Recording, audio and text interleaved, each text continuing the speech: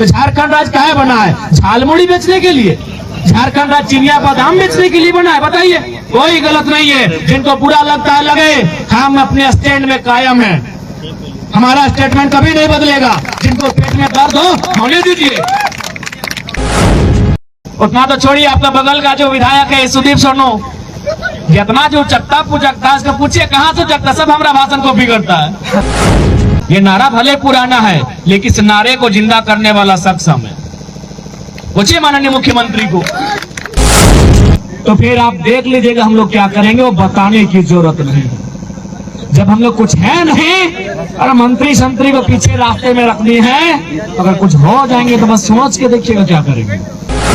इस आंदोलन का सब लोग वॉच कर रहे हैं, सेंट्रल पार्टियां वॉच कर रही है, पड़ोसी राज्य के लोग वॉच कर रहे हैं। उतना तो छोड़ी, हमारे इंस्टाग्राम में अभी भी मैसेज है, कोई फेंका फेंकी बात नहीं। छत्तीसगढ़ के एक विधायक के साथी ने हमें धन्यवाद दिया कि 6 महीना से विधायक जी ने आपका वीडियो देखा, एमएलए बन गए हैं। हजारीबाग के सांसद गैर झारखंडी, चतरा के सांसद गैर झारखंडी, पलामू के सांसद गैर झारखंडी, रांची के सांसद गैर झारखंडी, और सारे के सारे बीजेपी से। तो कहीं ना कहीं अगर आज जेपी पटेल और अमर बावरी को अगर कदर पद बढ़ा है, तो ये आंदोलन को आप इग्नोर नहीं कर सकते। अगर हम छाती ठोक के कहें कि जब बिहार से झारखंड अलग हो गया है, तो सरकारी सेक्टर में बिहार के लोगों का क्या काम, यूपी के लोगों का क्या काम, क्या गलत है भाई? और उतना तो छोड़िए, आपके आंदोलन को नीतीश कुमार भी देख रहे हैं, इसीलिए खीरू महतो उठा के राज्यसभा ले गए। खीरू महतो अपनी राजनीति के अंतिम कार्यकाल उस शख्स को नीतीश कुमार भी उठा के बिहार राज्यसभा ले गए। कहे अब देखा कि भाई ये आंदोलन जोरदार चल रहा है, आंदोलन का नेतृत्व करने वाला जिस समुदाय से है उसी समुदाय को लेके गए। नीतीश कुमार और किसी को ले जा सकते थे। इस आंदोलन का सब लोग वॉच कर रहे हैं, सेंट्रल पार्टियां वॉच कर रही है, पड़ोसी राज्य के लोग वॉच कर रहे हैं। उतना तो छोड़ी, हमारे इंस्टाग्राम में अभी भी मैसेज है, कोई फेंका फेंकी बात नहीं। छत्तीसगढ़ के एक विधायक के साथी ने हमें धन्यवाद दिया कि 6 महीना से विधायक जी ने आपका वीडियो देखा, एमएलए बन गए हैं। वो झारखंड में नहीं करते थे, अब कहाँ करते थे हमको उतना नहीं मालूम, हमने उतना जानकारी भी नहीं लिया। बोला 6 महीना पहले उनको किसी ने लिंक भेजा था यूट्यूब का, किस लड़के को फॉलो करो, इसकी तरह अपने आप को ढालो, और उन्होंने 6 महीना में रिजल्ट दिया, छत्तीसगढ़ से एमएलए। तो कहीं ना कहीं हमारी आइडियोलॉजी के कारण हम लोग जितनी प्रखरता के साथ, जिनकी मुखरता के साथ बातों को रखते हैं, और उन बातों को रखते हैं जिनको रखने के लिए एमपी एमएलए की हवा टाइट हो जाती है। उतना तो छोड़िए, आपका बगल का जो विधायक है सुदीप सोनू, जितना जो चकता पुचकता है उसको पूछिए कहाँ से चकता, सब हमारा भाषण को बिगड़ता है कि हमने बोला, उनका आदमी बोला है। अरे देखिए, जितना तो उछल कूद करते हैं सुदीप सोनू, पूछिएगा अरे दिन में हमको कितना गरिया आए, कितना हमको इग्नोर करे, रात को सब वॉच करता है कि छोड़ा कर रहा। पूछिए उनको, कहिए देखते हैं कि नहीं देखते हैं। रखवाइए, मुख्यमंत्री को हाथ रखवाइए, जो भी उनका धार्मिक मान्यता है, आस्था है। पूछिए उनको कि आप तो भाई 15-20 साल में पॉलिटिक्स में ये नारा नया सुन रहे, कैसे लिया झारखंड, लड़के लिया झारखंड। ये नारा भले पुराना है, लेकिन इस नारे को जिंदा करने वाला शख्स हम है। पूछिए माननीय मुख्यमंत्री को। इसलिए आज इस बात को जानिए कि आंदोलन महज ये झारखंड का जीर्णोद्धार करेगा, और नहीं तो इसी प्रकार आज हमारी स्थितियां, आज एक आम व्यक्ति क्या हो रहा है, आम व्यक्ति प्रत्येक दिन गरीब हो रहा है, क्योंकि सदन में ढंग से चर्चा करने वाला कोई नहीं, हर कोई कॉर्पोरेट का समर्थन में। आज माननीय मुख्यमंत्री कैसे हमारे साथ आएंगे? हाल ही फिलहाल उनकी एक चचेरी बहन का शादी हुआ, टाटा ने 80 लाख खर्चा किया। बताइए वो कैसे टाटा के अतिक्रमण के खिलाफ जाएंगे? बताइए कैसे जाएंगे? ये कैसे संभव है कि माननीय मुख्यमंत्री की चचेरी बहन की शादी में जो टाटा 80 लाख फाइनेंस करता है, पंडाल में, तिरपाल में, लाइट में, आप उनके खिलाफ कैसे जाएंगे? इसलिए आज ये समस्याएं जो हमारे पास आके खड़ी है, इसका समाधान पहला लक्षण पॉलिटिक्स से ही होगा। आज जो लंबी लंबी सड़कें आती हैं, कोई सदन में चर्चा करने के वाला नहीं बैठा है, जो हमारी जमीनों पर, हमारी नौकरियों पर, हमारे उद्योगों पर, हमारी नीतियों पर चर्चा कर सके। इसलिए आज जितने भी नौजवान यहाँ पर आए हैं, मैं उनसे कि आप 2024 का जो लोकसभा चुनाव होगा, विधानसभा चुनाव होगा, मैं आग्रह करूंगा कि भारत में किस मुद्दे पे लड़ा जाएगा मैटर नहीं करता है। झारखंड में अगर लड़ा जाए तो झारखंडियत के मुद्दे पे लड़ा जाए, विस्थापन के मुद्दे पे लड़ा जाए, रोजगार के मुद्दे पे लड़ा जाए। ये हम आपसे आह्वान करना चाहते हैं कि झारखंड में एक ऐसा परिवेश बनाइए, एक ऐसा माहौल बनाइए जो इंडिया पाकिस्तान के नाम से झारखंड में ना लड़ा जाए। रोजगार का मुद्दा हो, विस्थापन का मुद्दा हो, पलायन का मुद्दा हो, ये मुद्दा हमारा प्राथमिकता रहे। एक ऐसा माहौल क्रिएट कीजिए, और नहीं तो फिर हम वोट दे लेंगे और हमारी 12 लाख। कोरोना काल में आपने देखा, वो तो रजिस्टर्ड हुआ था 12 लाख, अनरजिस्टर्ड कितना होंगे? 20 लाख आबादी हमारी बाहरों में भटक रही है। कहे भाई 40% का नहीं संपदा। हमारे पास रजिस्टर्ड छोटी से बड़ी कंपनियां, अगर एक एक कंपनियों में विधायक अगर चंदा ना ले, मैं आपको क्लियर बताता हूं, क्योंकि हमारे पास भी ऑफर आता है कि अब काहे हमको परेशान करते, मेरा फैक्ट्री में ताला लगा रहे हैं, बोलिए क्या चाहिए। अगर एक एक फैक्ट्रियों में, कंपनियों में केवल विधायक और सांसद चंदा ना ले तो वहां अभी 8% में दावा के साथ कहता हूं 100 को रोजगार सृजन होगा। अभी आज के तारीख से बस खाली बोल दे कि विधायक और सांसद चंदा नहीं लेंगे, अभी 100 को रोजगार सृजन होगा। अब मान के चलिए झारखंड में गूगल कीजिए कितनी कंपनियां हैं, नहीं करने से भी 1000 के आर पार है, लेकिन ढंग की मुझे लगता है 30,000 कंपनियां झारखंड में हैं। अगर आज के डेट में हमारे MP MLA चंदा का धंधा छोड़ दें तो 30,000 गुना 100 कीजिए, यानी 30,000 में अगर 2 जीरो डालेंगे तो कितना होगा आप सोच लीजिए। सीधे 30 लाख का आंकड़ा होगा, सीधे 30 लाख का आंकड़ा होगा। ये मजाक का विषय नहीं है। मैंने बार बार कहा, नेताओं की नियति साफ होनी चाहिए। उनका नियत जिस दिन साफ होगा, झारखंड में रोजगार का कोई कमी नहीं है। आज कोई भी, क्योंकि हम लोग धनबाद बोकारो से आते हैं, कोई भी नया माइंस आता है तो विधायक जी को 5 लाख का महीना, सांसद जी थोड़ा सा पावरफुल है उनको 10 लाख का चंदा, 2-4 को लठेत है उनको 1.5 लाख, 2 लाख 50,000 का चंदा। ये चंदा का धंधा अगर ये नेता लोग बंद कर देंगे तो हर एक कंपनियों में, हर एक फैक्ट्री में जो रोजगार मिल रहा है उसको छोड़कर एक्स्ट्रा 100 रोजगार, तो 30 लाख बहुत बड़ी राशि, बहुत बड़ी संख्या होती है। ये कोई मायने नहीं है। इसलिए आज सोच के देखिए कि हम लोग जा कहाँ रहे हैं। आज किनके हाथों में हम लोगों ने नेतृत्व दिया है, जिन लोगों के हाथों में हमने नेतृत्व दिया है, आज वे लोग हमारी क्या दुर्दशा कर रहे हैं। इसलिए उस दुर्दशा से लड़ने के लिए, आज इस झारखंड की उन्नति के लिए, इस झारखंड को एक अग्रणी राज्य बनाने के लिए आज युवाओं को आगे आने की आवश्यकता है। अगर आज हम आगे नहीं आते, एक दिन हमारे पास शायद कुछ ना बचे। आज देख सकते हैं पहाड़ों पर कब्जा, आज नदियों पर कब्जा, आज कहां तक नहीं कब्जा पहुंचा। आज बहुत सारे लोग ये कहते हैं कि नहीं, आप झारखंड और गैर झारखंडी को बांटने का काम कर रहे हैं। बिल्कुल गलत बात है। भारत देश के जितने भी राज्य अलग हुए हैं, अपनी आइडेंटिटी को लेकर अलग हुए हैं। चाहे तमिलनाडु से आंध्र प्रदेश का अलग होना, या फिर बॉम्बे का 2 टुकड़ों में महाराष्ट्र और गुजरात बनना, या फिर पंजाब और हरियाणा का बनना, या मध्य प्रदेश से छत्तीसगढ़ बनना, कहीं ना कहीं उसी कड़ी का हिस्सा था। जब वो सारे राज्य उसी कड़ी का हिस्सा से राज्य अलग झारखंड बने, तो उसी कड़ी का हिस्सा क्यों नहीं? आज जो लोग ये बात कहते हैं कि आप झारखंड और गैर झारखंडी करते हैं, उनसे पूछिए। अभी हाल ही फिलहाल में तेलंगाना अलग हुआ है 2004 में, उनसे 2014 में। उनसे जाके पूछिए, बकायदा वहां के पढ़े लिखे लोगों से चर्चा किया, डॉक्टर जो लोग हैं उनसे चर्चा किया कि भाई आप कहाँ से? उन्होंने कहा हम आंध्र प्रदेश से हैं। तो हम बोले आप यहाँ जॉब कर रहे हैं? बोले हाँ ये प्राइवेट सेक्टर है। हम बोले अगर ये सरकारी होता तो? बोला सरकारी होता तो तेलंगाना काहे बना है? आंध्र प्रदेश के लोग तेलंगाना में क्या काम?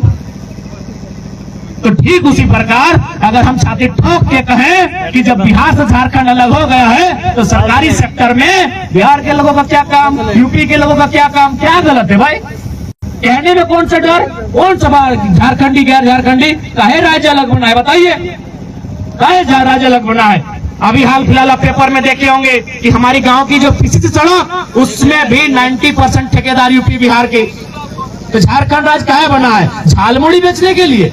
झारखंड राज्य चिनिया बादाम बेचने के लिए बना है? बताइए, कोई गलत नहीं है। जिनको बुरा लगता है लगे, हम अपने स्टैंड में कायम हैं। हमारा स्टेटमेंट कभी नहीं बदलेगा। जिनको पेट में दर्द हो होने दीजिए। हमारे लोगों को बिहार में जिस प्रकार से नौकरियां मिलती हैं, यूपी के लोगों को झारखंड में मिले 10% में, प्राइवेट सेक्टर मिले 25% में। लेकिन आप देखिए जितना भी आउटसोर्सिंग, जितने भी कॉन्ट्रैक्टर, जितने बड़े बिल्डर, जितने बड़े ठेकेदार, सब तो गैर झारखंडी है। तो बच्चा भाई हम लोग क्या करें? चिनिया बादाम बेचे खंडौली में, ले बादाम बादाम कच्चा बादाम क्या करें बताइए? इसलिए ये लड़ाई हमारी कहीं गलत नहीं है मेरे साथियों। उनको एक लाइन पूछिएगा कि भारत के संविधान को आप पढ़िए। अगर आप में इतनी कुव्वत है, आप में अगर इतनी साहस है, तो जाके भारत के संविधान में लिखवा दीजिए इंडिया इज ए कंट्री। हम कभी विवाद ही नहीं करेंगे। अगर किसी की हैसियत है भारत देश में, लिखवाए इंडिया इज ए कंट्री, कभी नहीं हो पाएगा। India is a country of states. आप स्टेट को नजरअंदाज नहीं कर सकते हैं, आप स्टेट की आइडेंटिटी को नजरअंदाज नहीं कर सकते हैं। अरे उतना तो छोड़िए, अब हिंदी हिंदुस्तान की बात होती है ना भाई, आप हिंदी को पूरे भारत की भाषा बनाई हम मानेंगे। तमिल वाले कभी नहीं स्वीकार करेंगे।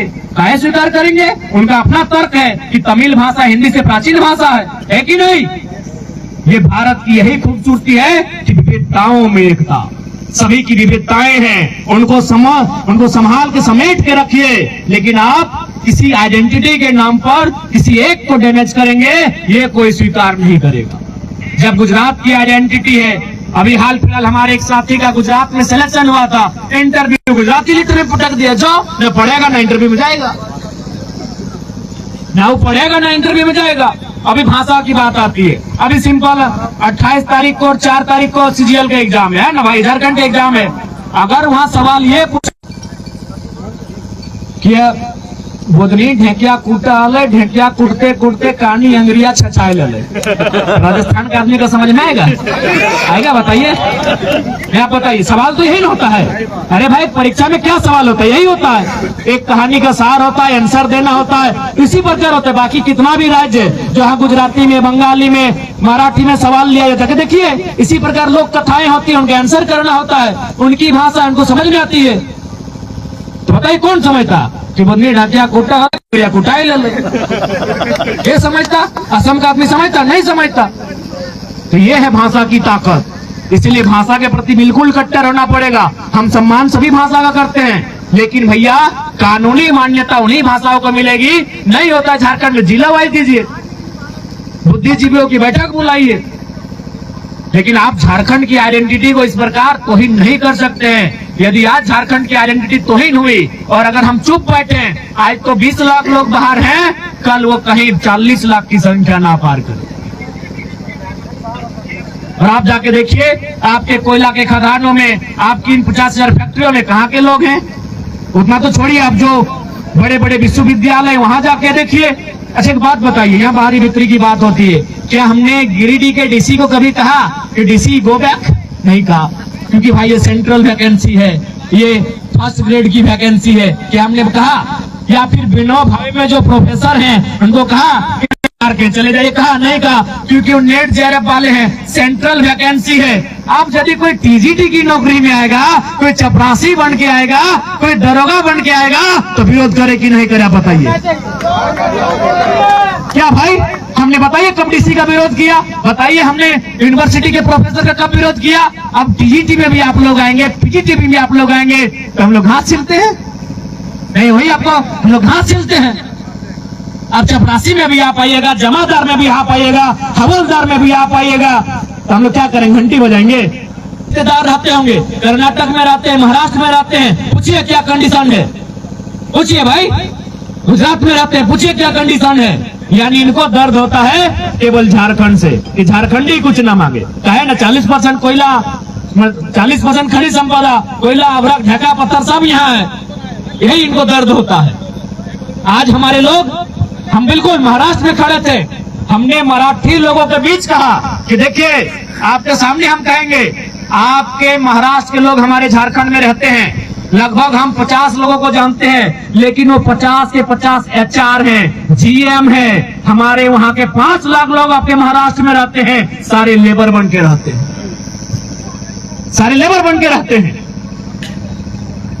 उन्होंने भी कहा कि हमें नहीं पता था कि झारखंड में इतना अन्याय हो रहा है। हम बोले आपके देखिए, आप महाराष्ट्र के लोग हैं झारखंड में, लेकिन वो कहाँ है? एचआर के रैंक में है, जीएम के रैंक में है, सुपरवाइजर के रैंक में है, और हमारे लोग आप ही के महाराष्ट्र में रहते हैं, क्या है? वर्कर हैं, लेबर हैं। तो ये स्थिति हमारी है। क्या लड़ाई गलत है भाई? कौन सा हम लोग गुनाह किए? अगर झारखंड में ये आप पे छोड़ देते हैं। अगर हम लोग गुनाह किए, अगर ये कहना अपराध है, तो हम लोग कभी नहीं चाहेंगे आप हमारा सहयोग करें। लेकिन अगर आपको 1% भी लगता है कि नहीं 23 सालों के इतिहास में कोई आया है जो पहाड़ से झारखंड को लेकर दहाड़ मारे, तो साथ देना चाहिए, आपको साथ देना चाहिए। नहीं तो आज लोग गूंगे हो चुके हैं। विधानसभा में जब सीजीएल की बात आती है, पेपर लीक की बात आती है, किसी का थोथना नहीं खुलता है, सब चुपचाप हो जाता है। लेकिन जैसे ही पेमेंट बढ़ाने की बात आती है, सब खुश हो जाते हैं। यार कोई पक्ष रहे विपक्ष रहे, 2,72,000 विधायक का पेमेंट है, उसको हम लोग काट के 50,000 मिलाएंगे। सेवा करने वाला को इतना पैसा नहीं चाहिए। 81 को विधायक से अगर हम लोग 2-2 लाख बचाएंगे तो गुना कीजिए, तो कितना बचा रहे हैं एक महीना में? एक बंदा का 2 लाख, 81 को है 1,60,00,000। उतना पैसा हम लोग एक महीना में बचाएंगे। अगर उस पैसा से हम लोग मान के चलिए, ये हमारा खुला मैदान दिख रहा है, हम लोग यहाँ अगर 5 एकड़ जमीन अधिग्रहण करते हैं, 20 एकड़ करते हैं, ग्रामीणों की रजामंदी से 21 साल के लिए, 20 साल के लिए, 25 साल के लिए करेंगे। और हम लोग ये पॉलिसी बनाएंगे कि जो लोग जमीन देंगे, जब तक यहाँ फैक्ट्री रहेगा, जब तक कंपनी रहेगा, तब तक नौकरी उस पीड़ित परिवार को जाएगा। क्योंकि वो 40 साल से खा रहा है, कोई 400 साल से जमीन खा रहा है, तो एक पीढ़ी नौकरी क्यों करेगा भाई? अभी एक बात बताइए, टाटा का स्थापना हुआ था 1907 में, गूगल कीजिए, टाटा का ही कोई आदमी फाउंडर था। अच्छा, आज टाटा का हेड कौन है? टाटा ही है। 1907 में टाटा का जब एस्टेब्लिशमेंट हुआ था, उसका हेड कौन था? टाटा का ही आदमी था। आज भी टाटा का ही पीढ़ी में हेड है। तो जमीन देने वाला जो उस समय था, आज उसका पीढ़ी काहे नहीं रहेगा भाई? ये कौन सा किसानों का देश, ये कैसा गांधी का देश, ये कैसा लोकतांत्रिक देश जो आप कॉर्पोरेट का बना के रख दिए हैं? जब 100 साल पहले उस कंपनी का मालिक टाटा था, 100 साल बाद भी टाटा है, तो जमीन का ऑनर भी उसी को होना चाहिए जो 100 साल पहले था। कौन बोलेगा इस पे? कौन चर्चा करेगा? क्यों चर्चा करेगा? एमपी एमएलए को 5 लाख मिलता है, एक को फैक्ट्री से 5-5 लाख मिलता है, क्यों बोलेगा आपकी बात? इसलिए आज मैं आपको पूरे विश्वास के साथ कहता हूं कि अगर हम लोग चुन के जाते हैं, तो फिर आप देख लीजिएगा हम लोग क्या करेंगे, वो बताने की जरूरत नहीं। जब हम लोग कुछ है नहीं, और मंत्री संतरी को पीछे रास्ते में रखनी है, अगर कुछ हो जाएंगे तो बस सोच के देखिएगा क्या करेंगे।